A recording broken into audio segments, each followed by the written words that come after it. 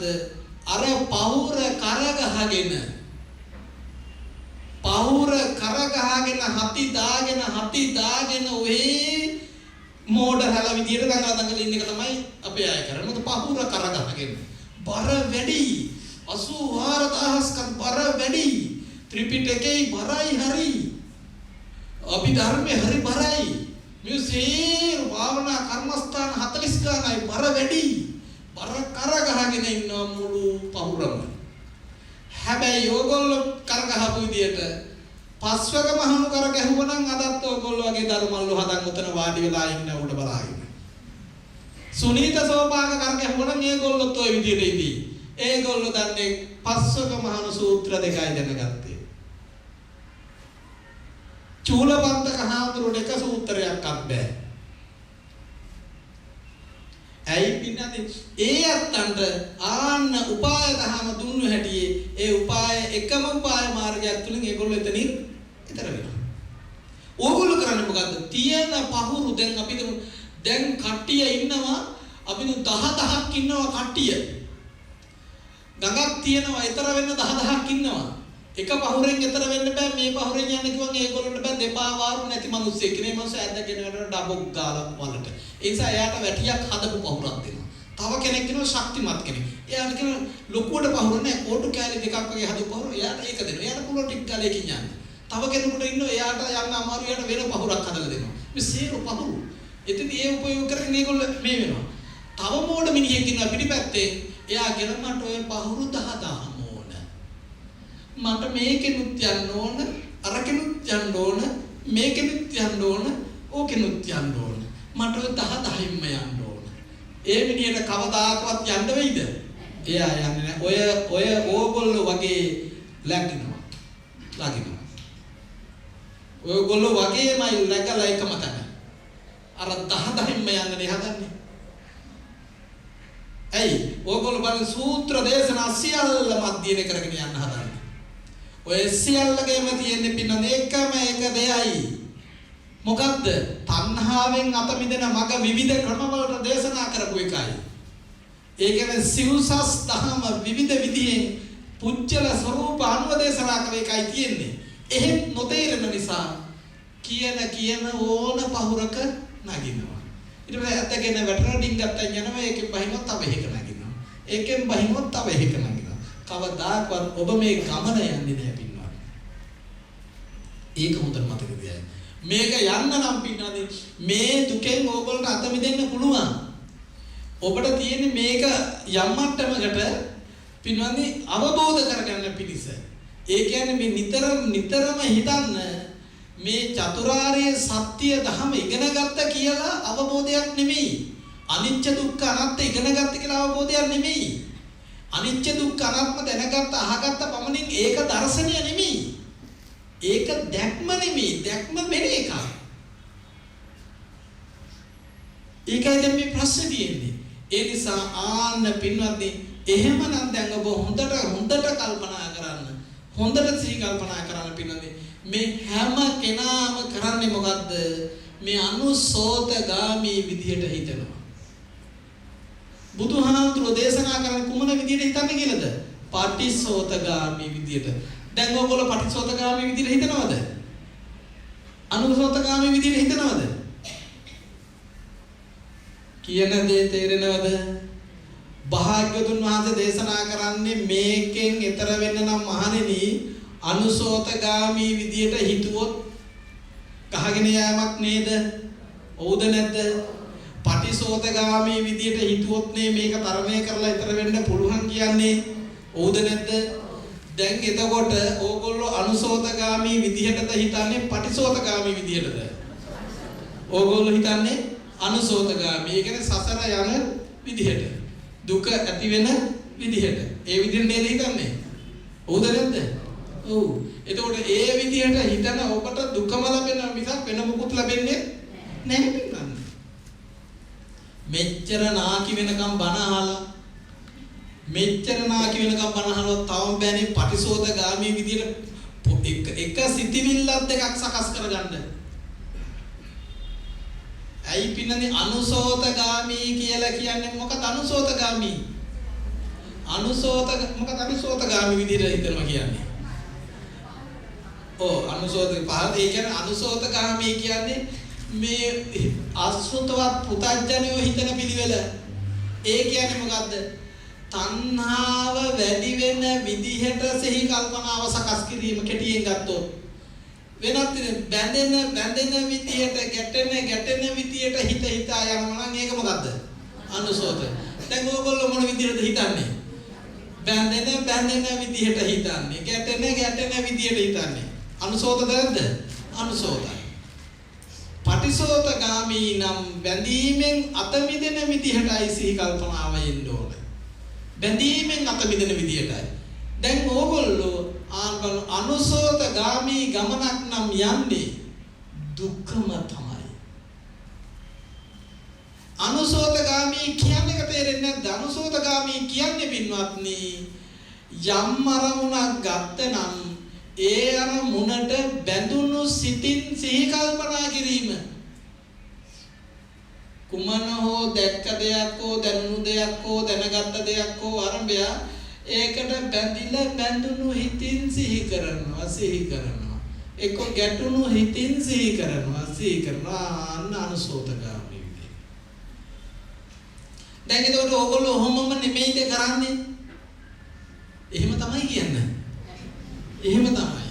එතකොට ඇයි පින්නන්නේ එහෙම කිව්ද? දැන් ඕගොල්ලෝ අඩුම ගානේ පින්නන්නේ හෙට අනිද්දා දැන් පොයනේ. ඔය පොය දවසේ මොනම හෝ කටයුත්තක් කළා. ඕකත් අනුසෝතගාමී විදියටද හිතන්නේ පටිසෝතගාමී විදියටද?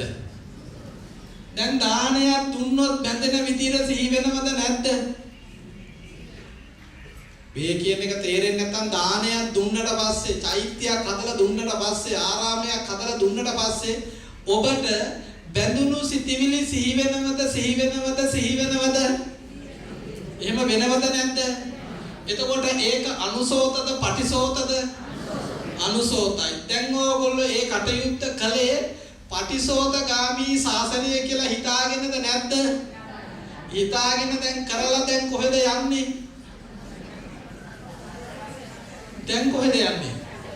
එතකොට ඔබට ලැබෙන්නේ දුක් සහිත උපතක්ද නැද්ද? දුක් සහිත උපත. කවුද ඔබ ඔතෙන්ට තණ්ඩු කළේ? අන්න බලන්න මේකේ ආව පින්වත්නි කාලයකදී මම හිතන්නේ මේ දහම් අතීත කාලේ අතුරුදහම් වගේ වෙලා ගියානේ මට හිතෙන විදිහට.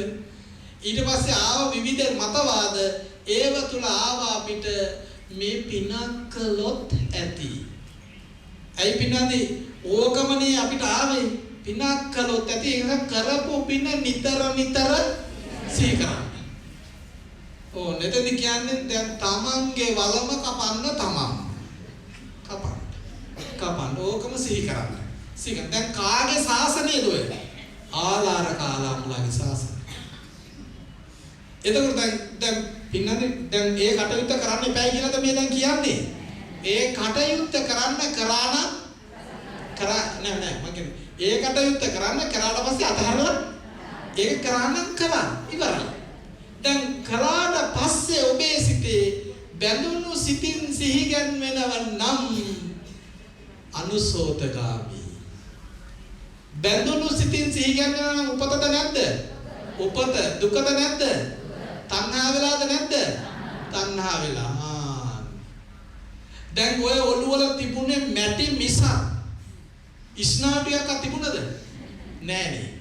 ඒ නිසා ගොම්මැටි තිබුණු නිසා කිසි කෙනෙක් කල්පනා කරන්නේ නෑ මේ පින්වන්දි බුදුහාමුදුරුවෝ දේශනා කරන මානෙනි තණ්හාව නිසා ලැබෙන්නේ දුකයි.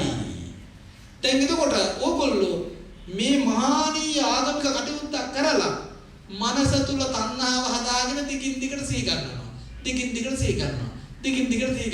එතකොට සිහි කරනකොට දැන් ඔබට හිතුන්නේ නැද්ද ඔය මොලේ තුලින් අයියෝ මේ සිහි ගන්නවන්නේ බැඳුණු හිතක් නේද? ඒකේ තණ්හාවක් නේද? එහෙනම් දැන් මේ දුක නේද මේ සිහි ගන්නවන්නේ? එහෙනම් මේ වෙලාවේ මට ලැබෙන්නේ මොකද්ද? දුකයි. හැබැයි බුදුහාමුදුරෝ දේශනා කරන්නේ අසුරු සනක්වත් නැවත උපත වර්ණනා නොකරමි. ඔබ හිතුවේ ඇයි ඔබ එහෙම සිහි කරන්නේ? සිහි කරන්නේ මේ සුගතියේ උපදින්න. සුගතියේ උපදින්න කියලා හිතාගෙන සිහි කරනකොට ඒකත් බැඳිලාද නැද්ද? තණ්හා වෙලාද නැද්ද? දුකද නැද්ද? දුක. දැන් අමාරුවෙන් කටයුත්ත කරලා දැන් හැමතිස්සෙම ඉල්ලන්නේ මොකද්ද? දුක. දුක ලැබෙන්න, දුක ලැබෙන්න, දුක ලැබෙන්න.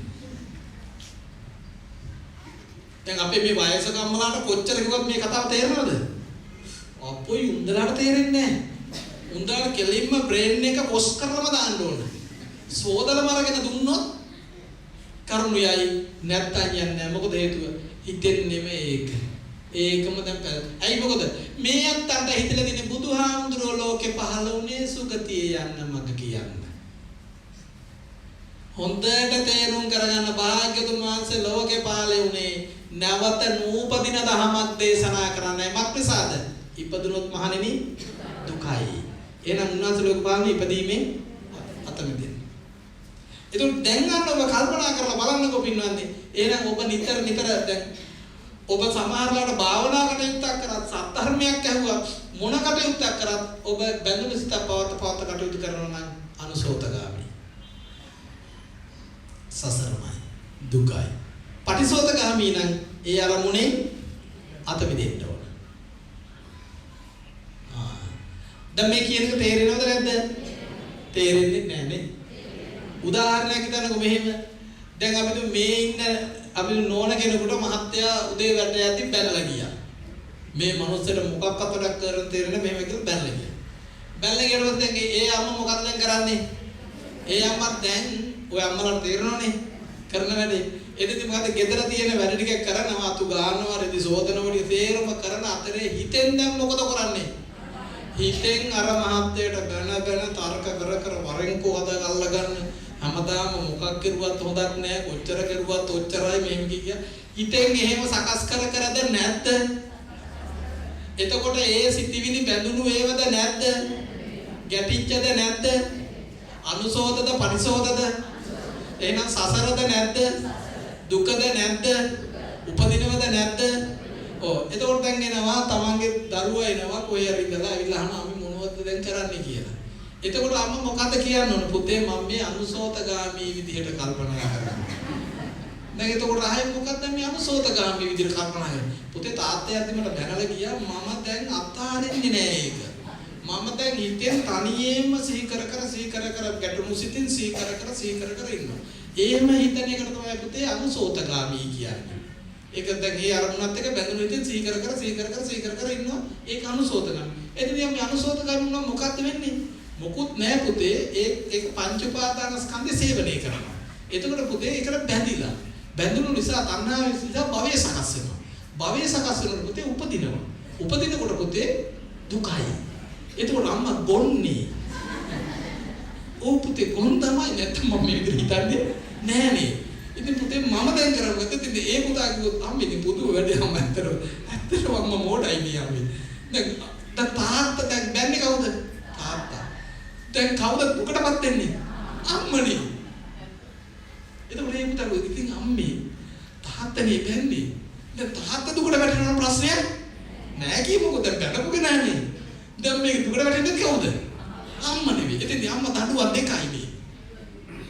තාත්තගෙන් බැනුනුත් ඇහුවා අම්මා විසින්ම දුකට වැටෙනවා. ඔය අම්මලාත් එහෙම නැද්ද? එහෙම තමයි කියන්නේ. එහෙම තමයි. නෑ කියන්නේ මොකද්ද? එහෙම තමයි පින්නන්නේ. එතකොට ඒ මෝඩ ගතිය ඔබ ළඟ නැද්ද? තියෙනවා පින්වත්නි එහෙම බැනලා ගියා නම් යාපු දෙන්න ඊට පස්සේ තියෙනවා මොකද්ද? ගියු වරෙන් කොහෙන්දවද? මම හන්දෑවට ආවට පස්සේ අල්ල ගන්න ওই කාරණා ටික අහනවා. ඒ පුජ්‍යලේ ආවට පස්සේ අහන්න. අහලා ඉවර කරන්න. එයා නැති වෙලාව දැන් කොහොමද ඔබ සිහි කල්පනා කරනවා නම් ඔබේ හිතේම හදාගත්ත කෙලෙසයක් එක්ක නේද ඔබ මේ ගන්නු කරන්නේ. ඒතකොට සසරනේ මේ හදන්නේ දුකනේ මේ හදන්නේ කියලා තේරුම් පින්නන්නේ ඔබ ඔතනින් අත මෙදෙනවා. එහෙම තේරුනොත් ඔබ මොකද වෙන්නේ? ඔතනින් අත මෙදෙනවා. එතෙන්දි මේක මේ අමාරු දෙයක් නෙමෙයි පින්නන්නේ. ඇයි ඕගොල්ලෝ මේක මේ හිතෙන්නේ නැත්තේ කරන්න එහෙම දැන් ඕගොල්ලෝම දුකට ඕගොල්ලන්ගේ වල ඕගොල්ලෝම කපා ගන්නවා. කපාගෙන වලට වැටෙනකොට කෑ ගහනවා බැරියෝ දුකයි. ඉතින් කවුද දුක දුන්නේ? තමන්මයි. දැන් තාත්තට පුළුවන් අම්මට දුක දෙන්න. පුළුවන්ද බැරිද? පුළුවන්ද බැරිද? අම්මට පුළුවන් තාත්තට දුක දෙන්න? පුළුවන්ද බැරිද? දරුවන්ට පුළුවන්ද? පුළුවන් බෑ. මක් නිසාද? දුක ඇති කරන්නේ කුමක් නිසාද? තණ්හාව නිසා. ඒ තණ්හාව තාත්තට බෑ අම්මට හදන්න. දරුවන්ට බෑ අම්මට හදන්න. අම්මට බෑ දරුවන්ගේ හදන්න. ඒ තණ්හාව ඔටෝ හැදෙන එක. හැදෙන්නේ කොහෙද? හිතේ. කාගේ හිතේද? තමන්ගේ හිතේ. තමන්ගේ හිතේ හදාගත්තොත් දුක හැදෙන්නේ කාටද? තමන්ටමයි. අනුන්ට නෙමෙයි. බලන්න. මේ පුදුම වැඩක් නෙමෙයි. අඩුම ගානේ පින්නනේ අඩුම ගානේ මම මොකක්වත් මම කියන්නේ අඩුම ගානේ ඕගොල්ලන්ට ආදරෙයිද? මම මේ අනිත් අය ගැන කතා මොකක්වත් ඕනේ නැහැ. මම අහන්නේ ඕගොල්ලන්ට ආදරෙයිද? ඔව් හෝ නෑ කියන්නකො. නැත්නම් ඕගොල්ලෝ වැඩියෙන්ම ඇත්තටම අහුවොත් වෙන අහවත් පත්‍ර කතා කරලා අහන්න විතර උත්තර දෙන්න. ඕගොල්ලෝ වැඩියෙන්ම ආදරේ කාටද? මම ඇත්තම අහන්නේ වැඩියෙන්ම ආදරේ කාටද? මේක හදවත ඇතුළෙන්ම ගත්තොත් ඇත්තටම ආදරේ කාටද? තමන්. ඇත්තම ආදරේ තමන්. ඒ වුණාට පින්න මම කියනවා මේ ඉන්න එක මෝඩෙක්වත් තමන්ට ආදරේ නෑ. මොනපත් දැන් ඕගොල්ලෝ කියන ඇත්තටම වෙන හැඩවැඩ බලන්නේ කාගේද? තමන්ගේ. ඔරට හරි ගිහලා සෙන්ට් එක ගහගන්නේ කාගේද? තමන්ගේ. මේ කප් ටික හරි ගහගන්නේ කාගේද?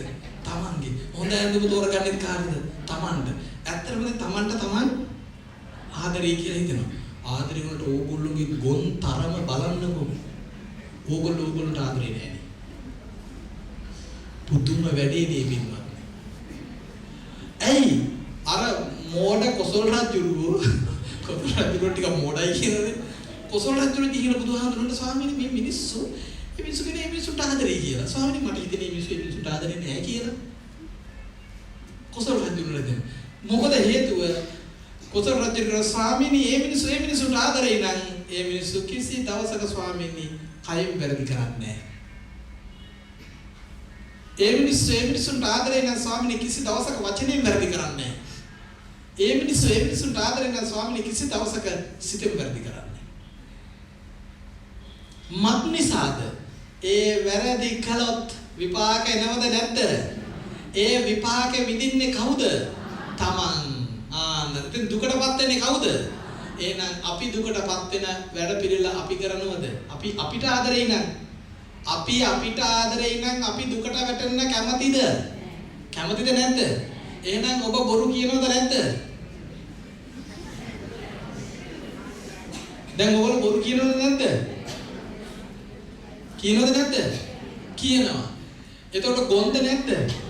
ඇයි ගොන් කියන්නේ? ඇයි පින්න දැන් ඒ බොරු කිව්වට පස්සේ විපාකෙන්නේ නැද්ද? ඒක කර්මයක්ද නැද්ද? විපාකෙන්නේ නැද්ද? ඒ විපාකේ හොඳ එකක්ද නරක එකක්ද?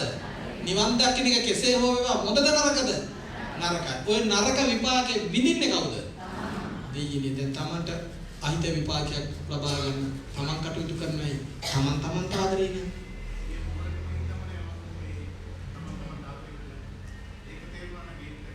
ඒක තේරුණා නම් ඇති.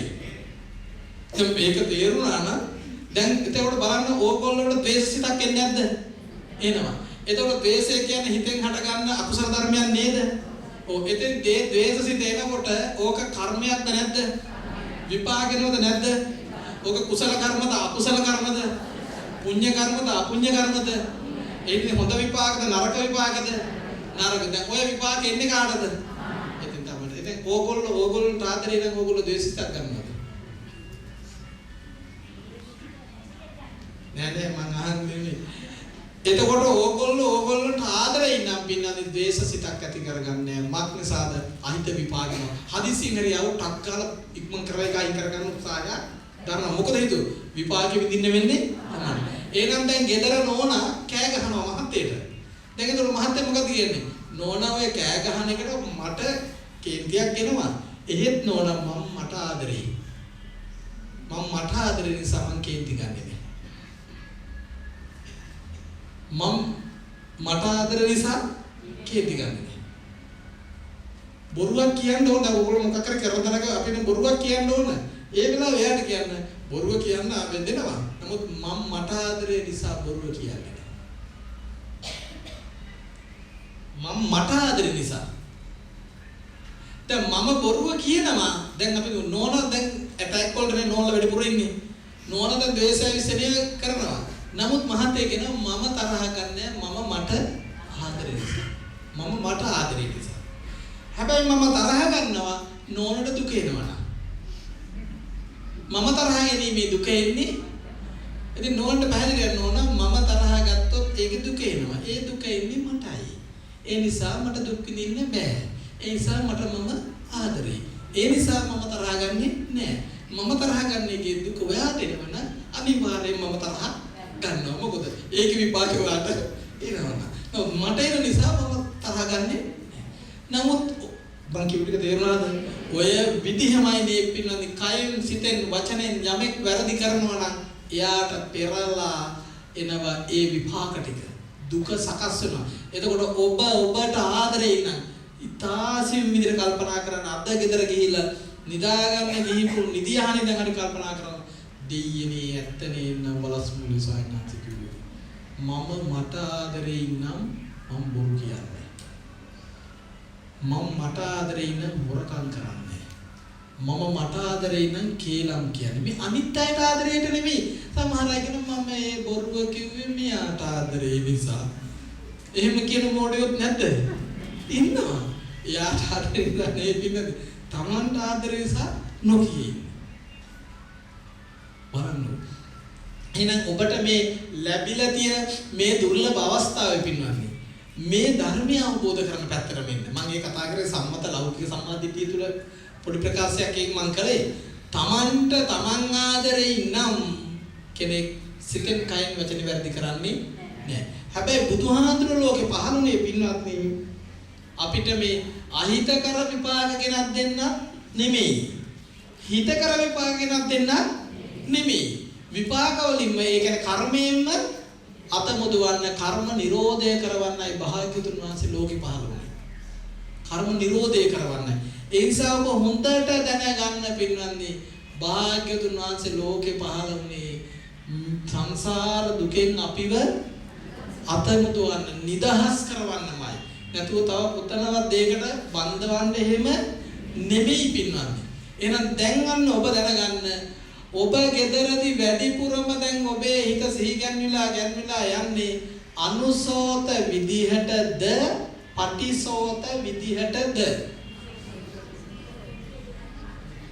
කොයි විදිහටද හිත සකස් වෙලා තියෙන්නේ? අනුසෝත විදිහනේ. එහෙම සකස් වෙන්නේ ඇයි? දැන් මෙච්චර අපි ගිරිය කැඩෙනකන් කියනෝනේ පින්නොනි මෙහෙම වුණොත් දුකමයි එච්චර කියද්දිත් ඇයි ඔබ දුකට පනින්නේ මේ අනවබෝධය අනුවබෝධය. එතෙන්දී ඔබ මොකටද මේ රවටින්නේ? මොකක් හරි දෙයකට රැවටිලා නේද දුක පස්සේ දුවන්නේ? එතෙන්දී රැවටින්නේ මොකටද? මේ ආයතන වලින් ගන්න අරමුණු වලට. ඕනෝගා ඔබට පින්වත්නි මම කියන්නේ මේ ජීවිතේම ඔබට අවම වශයෙන්වත් පින්වත්නි මේ ඉන්න හැම කෙනාටම පින්වත්නි සෝතාපන්නවත් වෙන්න පුළුවන් පින්වත්නි. බොහෝම දෙනෙකුට සමහර වෙලාවට මේ අවබෝධ කරන්න බැරි අය ඇතිනේ. එහෙම නැත්තම් බොහෝ දෙනෙකුට පින්වත්නි සෝතාපන්නවත් වෙන්න පුළුවන් පින්වත්නි. මේක හරි සරලයි, ගැඹීරයි, අර්ථ සහිතයි, ගැඹුරුයි. මහා නුවණැත්තට මේක සරලයි. ඒ කියන්නේ සරල දෙයක් අවබෝධ කරගන්න සියුම් ගැඹුරුයි. ඇයි ගැඹුරුයි සියුම් කියන්නේ? මේක ඔබේ මනස ගොරෝසු නිසා එහෙම කියන්නේ. මේක ඇයි දැන් ඔබ කල්පනා කළොත් පින්වත්නි ඇත්තටම දැන් අපි අනුසෝතගාමි විදිහටම නේ හිතෙන්නේ. දානෙ දීලා ගෙදර ගිහිල්ලත් අනුසෝත විදිහට හිතනවා. භාවනා කරලා ගෙදර ගිහිල්ලත් අනුසෝත විදිහට හිතනවා. ධර්මය අහලා ගිහිල්ලා ගෙදර ගිහිල්ලත් අනුසෝත විදිහට හිතනවා. එතකොට දැන් බලන්නකො අපි හිතන පිළිවෙල මේ පැත්තනේ. මේක වෙනස් වෙන්නේ ඒකයි. එතකොට මේ වෙන්නේ ඇයි පින්වත්නි? මෙතන තියෙන්නේ ඔබ දන් දුන්නත් දීලා තියෙන සත්පුජ්‍යල සංඥාවේ. සිල් රැක්කත් රැකලා තියෙන සත්පුජ්‍යල සංඥාවේ. භාවනාව කෙරුවත් කරලා තියෙන සත්පුද්ගල සංඥාවෙන් ඒ නිසා ඒ සියල්ල පිං. ඒ නිසා ඔබට ඒ අනුසෝතගාමී විදිහට හිත සකස් වෙනවා. ඔබට දැන් පින්වත්නි මේක අවබෝධ කරගන්න බැරි වෙලා තියෙන එකම දේ පිළ දැන් මට හිතුනොත් කියන්නේ මම එහෙම කරන්නේ නෑ. මොකද අපිට කතා කරලා තියෙන මම එහෙම කරන්නේ නෑ. පින්නදී අපිට මාධ්‍ය ආයතනයක් තිබුණොත් පෞකාර කතා කරලා මාධ්‍යයක් කරන්න මූලික අතරේ මම කොහොමවත් බෑ කියලා. නීති නිදහසක් නෑ. එතෙන්දී මහාන විමන් නැති වෙනවා. ඕක කරන්නේ අනුන්ට කරන්නේ නෙවෙයි අපි මහන්නේ අපේ විමුක්තියනේ. මම මට ආදරේ නම් මම මෙතන නිදහස් වෙන්න බෑ. ඒකනේ වෙන්න ඕන. ඒක නිසා අපි අනිත් තියෙන බෝධාවට තරමක් අනුමල නතර කරලා තියෙන්නේ. එතකොට පින්වත්නි මොකද අපි පැහැදුනේ අපේ විමුක්තියට. ඕගොල්ලෝ විමුක්තියට නේ ඇත්ත තත්ත්වය. ඒ නිසා මේ පින්වත්නි මට මාධ්‍ය ආයතන වල මම කරන ක්‍රමය මොකක්ද දන්නවද? සතිය දවස් 7 වෙන් කරනවා දවස් 2 විතර. වෙන් කළ එක දවසක් අතර එක තියෙන්නලා වෙන් කරලා මම දානවා පින්වත්නි ඕගොල්ලොන්ට දැන් ඕගොල්ලෝ මේ මොලේ වැලයන්චාර වෙලානේ තියෙන්නේ. ඕගොල්ලෝ දානවා දවස් 2 අපි අද අඟහරුවාද සමුදා දවස් 2 දානවා. මොකටද? නියත මිත්‍යා දෘෂ්ටිකයන් සඳහා ධර්ම දේශනා.